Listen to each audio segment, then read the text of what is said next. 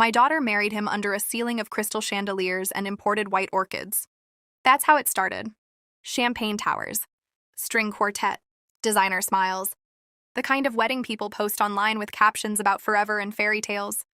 I paid for half of it. Of course I did. I'm Victoria Hale, 58 years old, founder of the Hale Meridian, a luxury coastal hotel my late husband Daniel and I built from a bankrupt motel and an unreasonable amount of caffeine. That hotel wasn't just business. It was our marriage with marble floors, our grief with room service, our proof that broken things could still become beautiful. Daniel died 4 years ago. Pancreatic cancer? Fast. Cruel. The kind that teaches you how quickly a future can collapse. After he passed, I kept the hotel alive alone. Expanded operations. Protected staff. Stayed standing. People called me strong. Truth? I was just busy enough not to fall apart. Then my daughter Olivia married Adrian Cole. Private equity consultant. Perfect teeth. Perfect handshake. The kind of man who says circle back during dinner. Everybody loved him. Investors loved him. Waiters remembered him. Even grieving widows like me almost believed him. Almost. At the reception, he hugged me a little too confidently. You built something incredible, Victoria. There was admiration in his voice. But something else, too. Calculation. You ever meet somebody who compliments you the way a realtor compliments beachfront property? Like they're already measuring resale value? That. Still. Olivia looked happy. Really happy. And happiness can make intelligent women ignore tiny alarms. Mine included. 3 weeks after the wedding, they came to my penthouse carrying expensive pastries and an idea. Ideas. God, families destroy themselves with ideas. Olivia sat at my kitchen island scrolling nervously through her phone. Adrian opened a leather portfolio like a man unveiling world peace. We've been talking strategy, he said. Dangerous opening sentence. I poured coffee slowly. Strategy for what? The Hale Meridian. My grip tightened around the mug. He smiled casually. Nothing dramatic. Growth opportunities. Growth opportunities. Corporate language for somebody's about to touch something that isn't theirs. Olivia jumped in quickly. Mom, relax. It's exciting. Exciting. That word again. Always a bad sign when somebody describes paperwork as exciting. Adrian slid documents toward me. Hospitality markets are changing. Boutique luxury is scaling. We think your brand could go national. My brand. Not our family hotel. My brand. Interesting. I flipped through the first few pages. Expansion proposals. Investment restructuring. Equity repositioning. Too polished. Too prepared. This wasn't a spontaneous conversation. This was a presentation. Who drafted this, I asked? A consulting team. Translation? Lawyers. Money people. Predators with spreadsheets.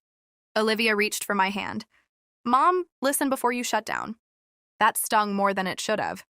Because daughters only say that when they've already rehearsed your resistance. I kept reading. Then I stopped. Page 7. My stomach went cold. Executive Authority Revision Proposal. I looked up slowly. What is this? Adrian leaned back calmly. Operational streamlining. English. A small pause. Then, temporary shared executive authority. I stared at him. Shared with who? He smiled. With us. Us. There it was. The real conversation finally walking into the room without makeup on. I placed the papers down carefully. No. Olivia blinked. Mom, you didn't even... No. Adrian laughed softly like I was being stubborn about vacation dates. Victoria, hear me out. I heard enough. The room changed after that. Subtly. Temperature drop. Mask shift. Olivia's shoulders tightened. Adrian's smile thinned by about 10%. Tiny changes. Important ones. He folded his hands. You're carrying too much responsibility alone. Concern. Weaponized concern. Classic move. I'm managing fine. Are you? Quiet. Gentle. Sharp enough to draw blood. Olivia looked down at her coffee. Didn't defend me. That hurt. More than his words. Because silence from strangers is normal. Silence from your child lands different. I stood up. Conversation over. Take your proposal and leave. Olivia followed me into the hallway. Mom, seriously? Yes, seriously.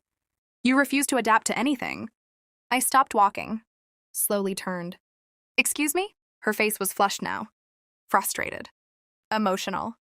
Young enough to mistake urgency for wisdom. You built something amazing, she said, but you're stuck protecting it like it's a museum. I laughed once. Short? Disbelieving. Your father and I bled for that hotel. And maybe that's exactly the problem. The words hung there. Ugly. Unplanned. Too honest to take back. Neither of us spoke for several seconds. Then Adrian appeared in the doorway. Perfect timing. Always. We should go, he said quietly. Mediator mode. Hero mode. Calculated mode. Olivia grabbed her purse. She paused near the elevator. Almost turned back. Almost, then didn't. The doors closed, and I stood alone in my hallway wondering why my own home suddenly felt unfamiliar. That night, I couldn't sleep. Something was off. Not emotionally off. Practically off. Paperwork off. Timing off. The proposal had been too advanced. Too legally polished. Too fast for an idea born after a honeymoon. So the next morning, I did something simple. I called my CFO. Marcus had worked with Daniel and me for 18 years. Paranoid. Brilliant. Loyal. Exactly the kind of man you want watching your numbers. Quick question, I said. Silence. Then, Victoria, why are there authorization requests pending under your executive account? My blood went cold. What authorization requests? Long pause. Keyboard clicks. Marcus lowered his voice. There were document access pulls yesterday. Yesterday. While Olivia and Adrian were drinking coffee in my kitchen. Who submitted them? Another pause. Then, your credentials. I stopped breathing for half a second. My what? Executive login, remote access. No. More silence. Heavy silence. Marcus knew my voice. Knew when something wasn't right. Victoria, I didn't authorize anything. He went quiet. Too quiet. Then, you need to come to the hotel. Now. The drive downtown felt wrong. Traffic too loud. Hands too cold. By the time I reached the Meridian, my stomach was already telling me the truth my brain hadn't caught yet. Something had been touched. Marcus met me inside my private office. Door locked.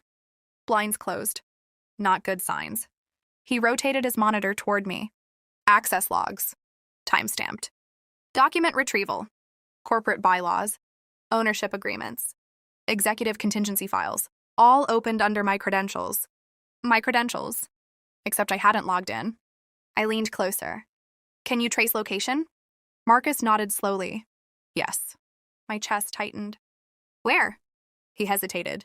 Actually hesitated. Then turned the screen again. IP location. Residential connection. Ocean View District. Building number. Penthouse tower. My building. My home. No. No. That made no sense. Unless a thought hit so fast it almost made me dizzy. 2 weeks ago, Olivia stayed with me while her condo plumbing was being repaired. She borrowed my office laptop one morning. Just for emails. Just for 20 minutes. Just long enough. Marcus looked at me carefully. You okay? No, not remotely. I stared at the screen. At the access logs. At my own digital fingerprint used like a crowbar against my company. And for the first time since Daniel died, fear didn't feel abstract anymore. It felt personal. Inside my house. Wearing my daughter's perfume. I thought the stolen login was the worst part. I was wrong. Because 30 minutes later, Marcus opened one more file. A file I hadn't authorized. A board resolution already prepared. Pre-signed. Dated next week. And according to that document, I had supposedly agreed to step down as CEO of my own hotel. I read the document twice. Then a third time slower. Because sometimes your brain rejects betrayal the way your body rejects poison. Board resolution effective next Tuesday. Executive transition plan. Operational restructuring. CEO succession protocol. Clean corporate language. Cold enough to hide a knife inside. And there, under my name, was my signature. My signature. Again. Close enough to pass. Wrong enough to make my skin crawl. Marcus looked at me carefully. Victoria, I didn't answer. I couldn't. Because suddenly the room felt smaller. Like oxygen had become negotiable. When was this uploaded? I asked finally. Marcus checked the log. Yesterday evening. Yesterday. The same night Olivia hugged me goodbye in my hallway. Same night Adrian smiled and thanked me for the coffee. My chest tightened. Who has access to board communications? Marcus hesitated. You. A pause. And Adrian. I looked up sharply. What?